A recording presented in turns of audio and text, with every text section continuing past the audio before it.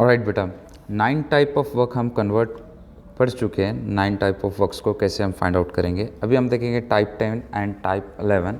सो देखो बेटा, यहाँ पे जो टाइप 10 है हमारा वो है कंजर्वेटिव वर्क। अब कंजर्वेटिव को वर्क को पॉइंट वाइज याद रखते हैं। सबसे पहला पॉइंट जो आपको ध्यान रखना है कंजर्वेटिव वर्क के अंदर वो है conservative work does not depend on path followed between any two points. जो इनिशियल एंड फाइनल पॉइंट होगा बेटा वो दोनों पॉइंट्स पे डिपेंड करेगा।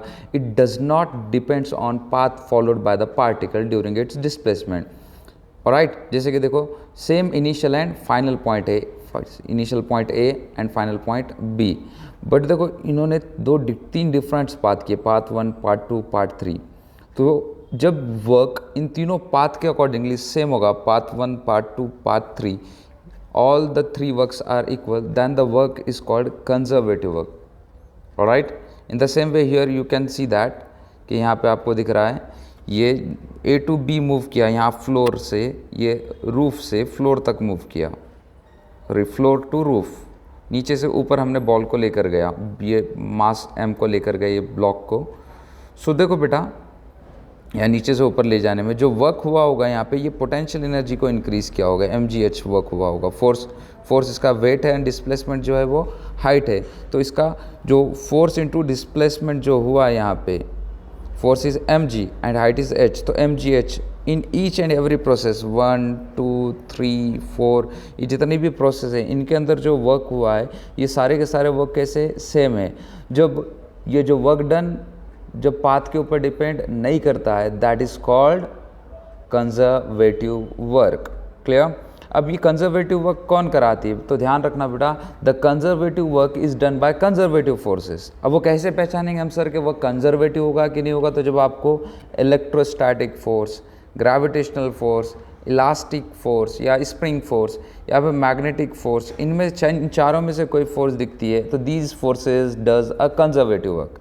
मतलब ये फोर्सेस के थ्रू जो वर्क होगा वो कंजर्वेटिव वर्क होगा, जो पाथ के ऊपर डिपेंड नहीं करेगा। रिमेंबर दैट, ये फोर्सेस से ही आप पहचानोगे कि वर्क कंजर्वेटिव है या नहीं है। ऑलराइट, अब इन conservative field means gravitational field के अंदर या इलेक्ट्रोस्टैटिक फील्ड के अंदर क्या होगा, ओवर अ क्लोज्ड लूप और पाथ वर्क होगा ज़ीरो। मतलब ए से पहुंचा और ए पर वापस आ गया, ए से स्टार्ट होकर ए पर ही वापस आ गया, तो work done from A to B and work done from B to A जब आप ऐड करोगे तो वो आएगा ज़ीरो।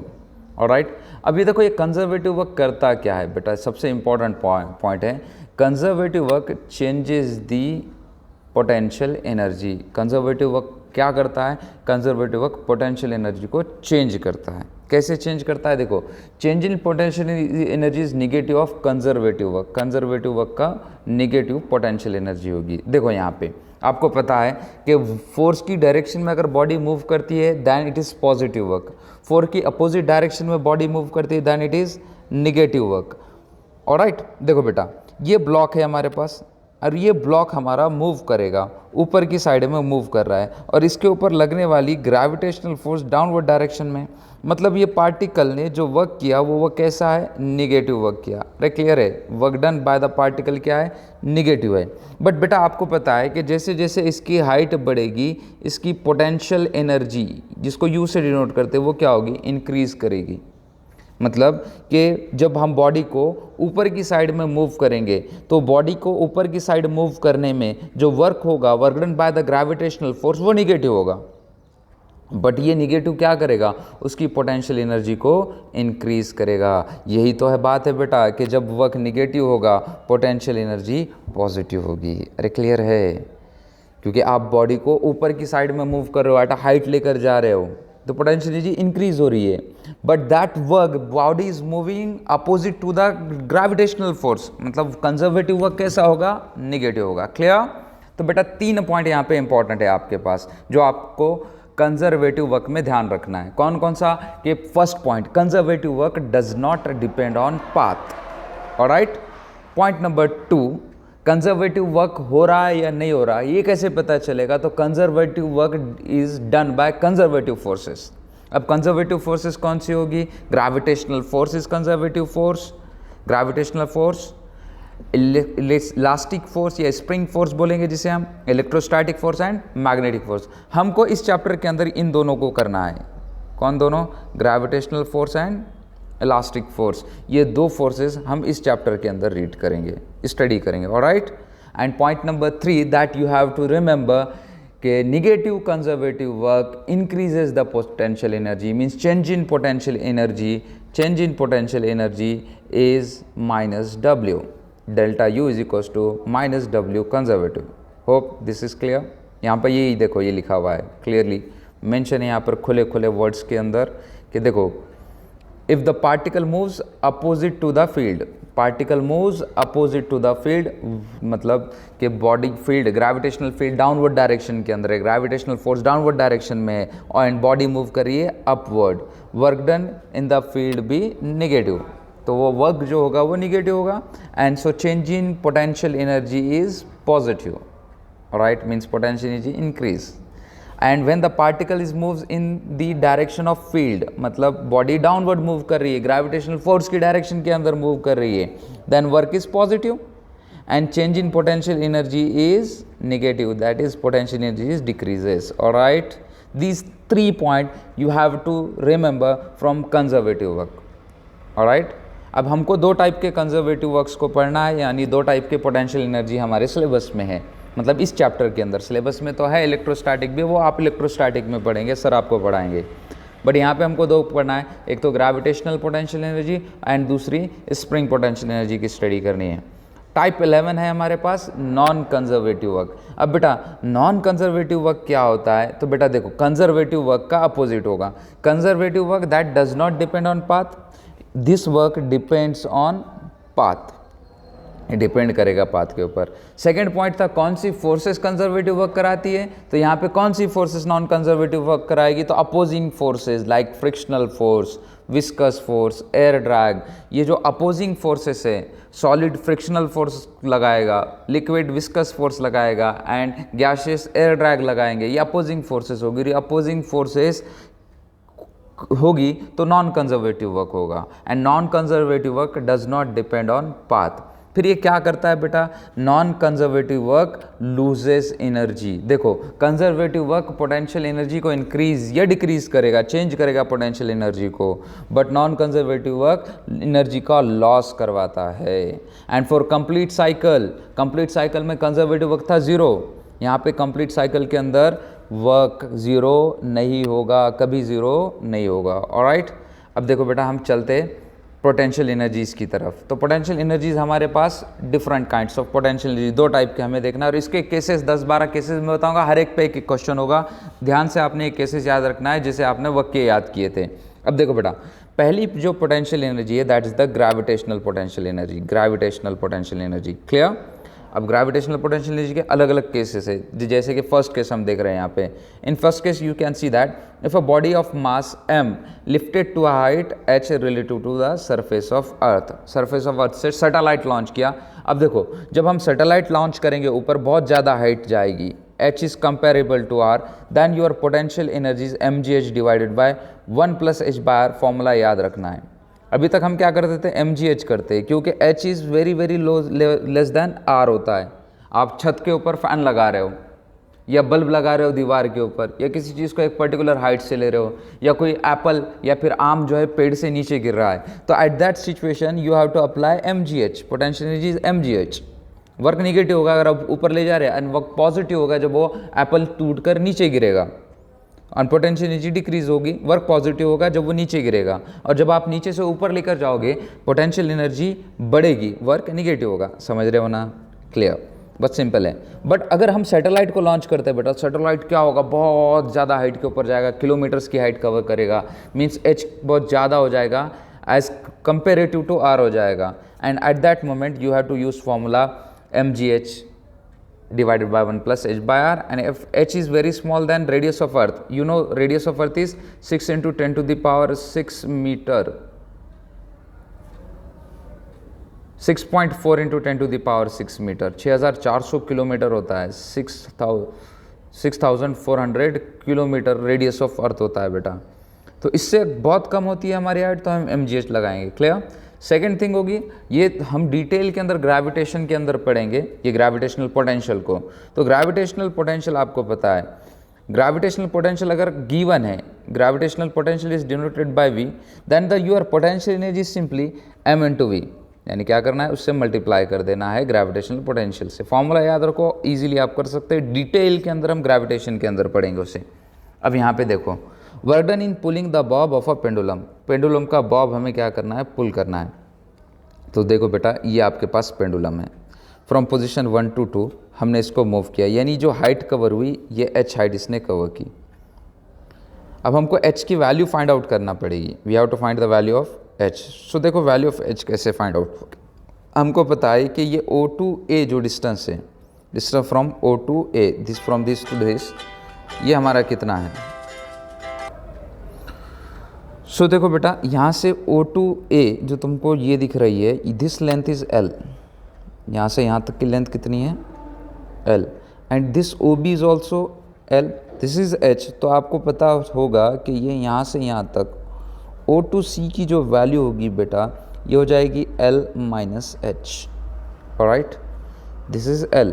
अब आप देखो यहाँ पे, अगर मैं यहाँ पे कॉस थीटा यूज़ करता हूँ, तो cos theta is adjacent, adjacent is OC upon hypotenuse is OB, and cos theta becomes OC is L minus H and OB is L, so cos theta becomes, ये L से divide होगा 1 minus H divided by L, plus H by right side जाकर minus H by right side जाकर plus हो जाएगा 1, plus cos theta इधर आकर minus हो जाएगा, and you get the value of h as L in bracket 1 minus cos theta. तो जब आप पेंडुलम को क्या करोगे बेटा, वर्क डन बाय पेंडुलम, जब आप पेंडुलम को रेस करोगे, पुल करोगे, तो यहाँ पर उसकी हाइट जो कवर होगी from the relation is h is equal to L in bracket 1 minus cos theta.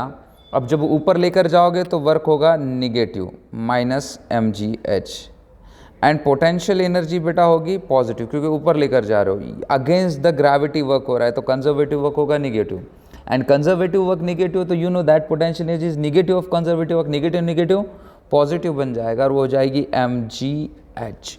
Simple बात ध्यान रखना बेटा कि जब बॉडी ऊपर जाएगी from the surface of earth तो वर्क होगा negative and potential energy change होगी पॉजिटिव, एंड h की वैल्यू जब आप पुट कर दोगे यहाँ पे, तो you got the work as mg L in bracket 1 minus cos theta, alright।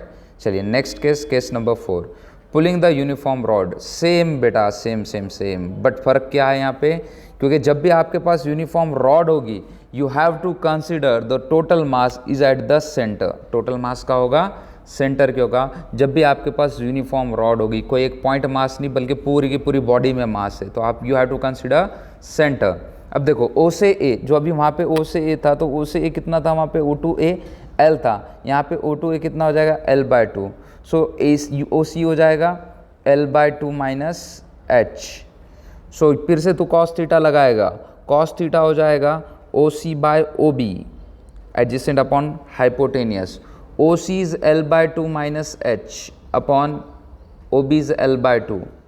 ये यहाँ पर जो h मिलेगा सॉल्व करने के बाद वो मिल जाएगा L/2 in bracket 1 minus cos theta, and the potential energy change is mgh, and instead of h you can write L/2 in bracket 1 minus cos theta. Each situation is one question, हर एक situation एक question को represent कर रही है, do it properly, इसलिए मैं फटाफट से कराते जा रहा हूँ, ध्यान से करना बेटा। देखो टाइप 5th है, ladder lifting against a wall. So देखो पहले लैडर कहाँ थी, पहले लैडर थी इस पॉइंट के ऊपर एट द सरफेस, और जब आपने लैडर को इस सरफेस यहाँ से ये AC से उठाया, ये AD से उठाया, यहाँ से उठाया लैडर को और आपने AB तक रेस कर दिया, तो देखो इसका सेंटर इस C' पोजीशन से इंक्रीज होके C पर चलेगा, this height you have to find out, but you know that the centre is at a height of L/2 at the, sorry height नहीं, वो कहाँ पे रहेगा, लेंथ के सेंटर पे रहेगा उसका सेंटर ऑफ मास, क्योंकि पूरी लैडर के पास क्या रहेगा, यूनिफॉर्म लैडर होगी ना, तो पूरी लैडर के पास मास होगा, और जब पूरी लैडर के पास मास है तो हम उसका मास कहाँ पे कंसिडर करेंगे, सेंटर ऑफ मास पे, दैट इज द सेंटर। अभी फिलहाल तो सेंटर पे रहेगा वो। अब देखो यहाँ पे you can write sine theta, क्योंकि you know the opposite side is h and adjacent side is L by 2. So h becomes L by 2 sin theta for the ladder. देखो सिचुएशन के हिसाब से समझो, for the ladder, and the work is minus, conservative work is minus mgh, and the potential energy change is plus mgh. जब ऊपर जाएगा तो potential energy plus होगी, वर्क एंड माइनस होगा, that is mg L by 2 sin theta is the change in potential energy for the ladder. alright, अब देखो बेटा ये, हाँ ये तो पता ही है ना आपको, लिफ्टिंग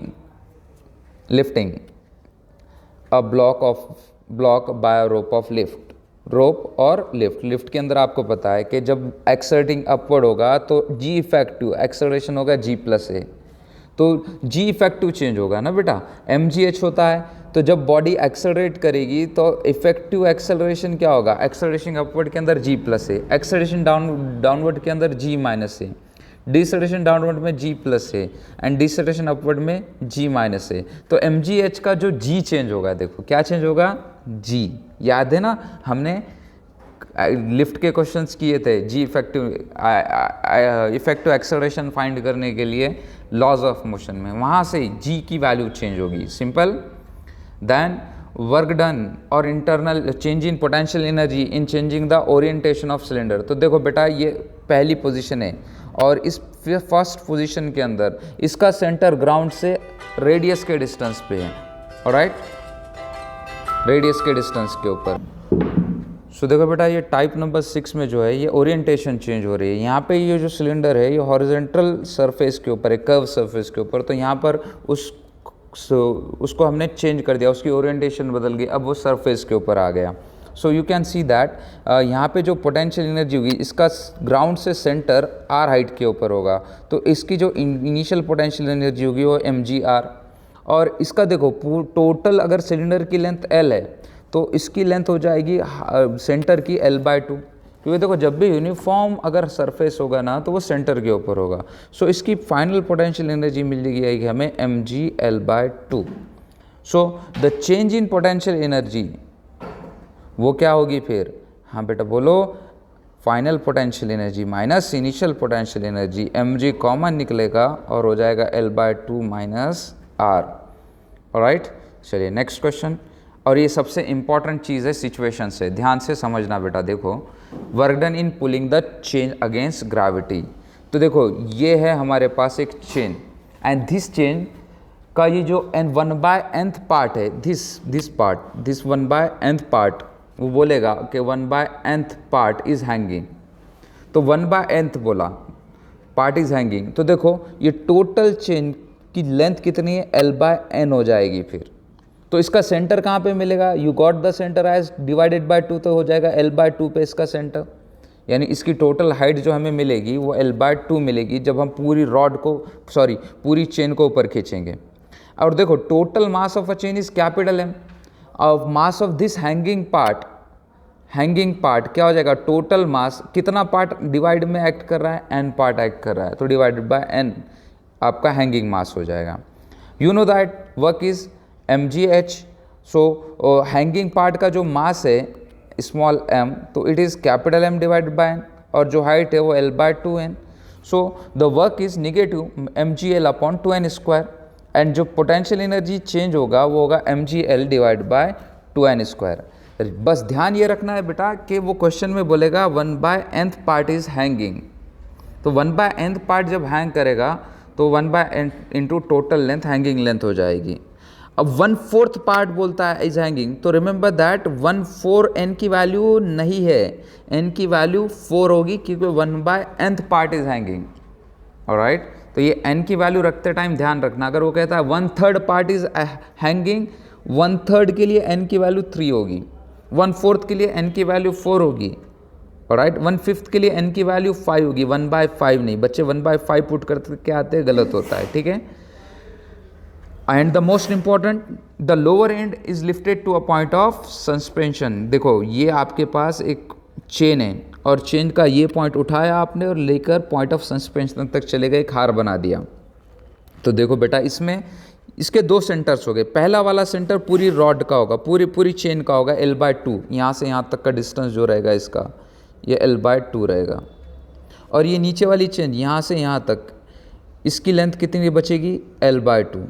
समझ रहे हो? L/2 की लेंथ हो जाएगी।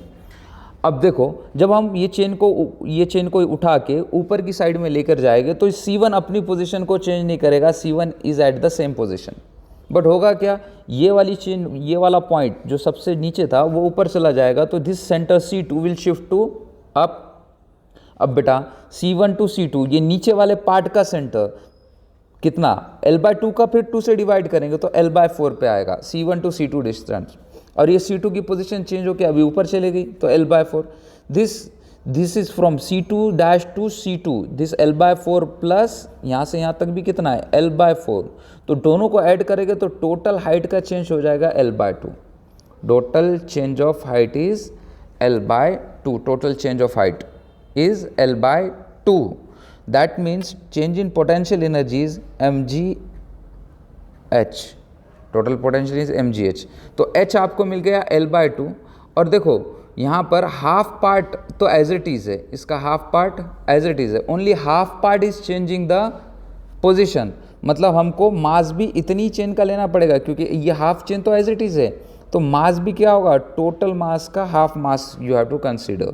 तो यहाँ पे हम जब पुट करेंगे m की जगह m/2 हो जाएगा, g एज इट इज़, और h का आप लिखोगे L/2। सो आपका जो पोटेंशियल एनर्जी चेंज होगी वो mgL/4 होगी, the change in potential energy. Alright, the last type, ध्यान रखना बेटा, last type potential energy of a liquid column. So जब ये लिक्विड कॉलम है बेटा तो हमको पता है कि पोटेंशियल एनर्जी इसके पास जो रहेगी, देखो चेंज नहीं है बट पोटेंशियल एनर्जी, क्योंकि यहाँ पे कोई चेंज नहीं हो रहा है, ओनली पोटेंशियल एनर्जी स्टोर्ड है, तो mgh की हो जाएगी। मास होगा density into volume, density as it is, volume को we can write area into height. Alright, area into height लिख दिया हमने वॉल्यूम को। अब यहाँ पे ध्यान रखो कि आप जब यहाँ पे पुट कर दोगे वैल्यू मास की ρAh, यहाँ पे पुट कर दी मास की वैल्यू ρAh, तो you got ρAgh² as potential energy. Alright, कल हम इलास्टिक पोटेंशियल एनर्जी देखेंगे और उसके साथ उसके क्वेश्चन सॉल्व करेंगे आगे के, ठीक है। तो यहाँ पे आपने टाइप को अच्छे से रिवाइज करना है, ठीक है। ये टाइप को अच्छे से रिवाइज करो, एक बार अच्छे से लिख कर ले लो, फिर आप इजीली क्वेश्चंस को सॉल्व कर सकते। पूरे टाइप, वर्क के टाइप, एनर्जी के टाइप पूरे साथ में रहेंगे, एक जगह लिखे हुए रहेंगे तो आप इजीली कर पाओगे। अब एक टाइप बच गया इलास्टिक पोटेंशियल एनर्जी, देन इनको कंबाइनली हम वर्क एनर्जी थ्योरम करेंगे और फिर क्वेश्चंस करेंगे, आपको कहीं प्रॉब्लम नहीं जाएगी। देखो आप 1 बाय 1 क्वेश्चन करने जाओगे ना बुक के, नहीं कर पाओगे। फर्स्ट ऑफ ऑल आपको पूरी वर्क एनर्जी पूरा का पूरा समझना पड़ेगा, कितने टाइप ऑफ वर्क होते हैं, हम वर्क को कैसे निकालेंगे। देखो वर्क 3 काम कर रहा है यहाँ पे, एक तो वर्क काइनेटिक एनर्जी को चेंज कर रहा है, दूसरा वर्क पोटेंशियल एनर्जी को चेंज कर रहा है, या फिर वर्क एनर्जी का लॉस करवा रहा है। ये सारी चीज़ें आपको समझनी है पहले। जब आप ये सारे चीज़ें पूरा के पूरे टाइप्स आपके माइंड में रहेंगे, एक जगह लिखे हुए होंगे, तो आप फिर बुक को सॉल्व कर पाएंगे। Without this understanding you can't solve the book. तो कल मैं पोटेंशियल एनर्जी कवर करवाऊंगा, elastic potential energy, and then relation हो जाएंगे इसके, एंड फिर हम जो है क्वेश्चंस को सॉल्व करोगे, आप सुपर फास्ट क्वेश्चन को सॉल्व कर पाओगे। अगर ये टाइप्स और वर्क के टाइप्स आपको याद नहीं है तो समझो हो ही नहीं पाएगा। ये वर्क एनर्जी पूरा कंबाइंड चैप्टर है, तो कंबाइंडली करना पड़ेगा, ठीक है। टिल नाउ पूरा रिवाइज करो अब तक जितना हुआ, पूरे 6 लेक्चर्स, फिर हम कल क्वेश्चन